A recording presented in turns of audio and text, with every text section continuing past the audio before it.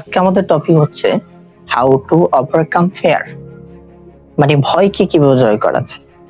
প্রথমে ভয় দুই রকম হয়, দুইভাবে হয়।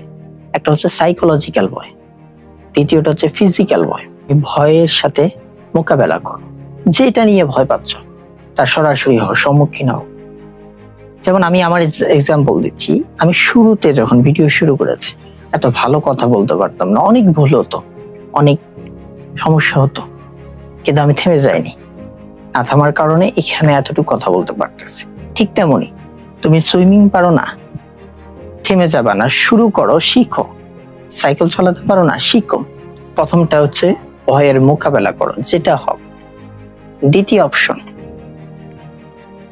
হচ্ছে তোমার ইনসাল্ট হওয়ার যে ভয়টা, আমি এটা পারি না, আমার ফ্রেন্ডরা দেখলে আমাকে অপমান করবে। হ্যাঁ, যখন তারা তোমাকে অপমান করতেছে তুমি তার কোনো রিয়াকশন দিয়ে না, তুমি বরঞ্চ তাদেরকে এটা অনুভব করো, হ্যাঁ আসলে আমি পারি না।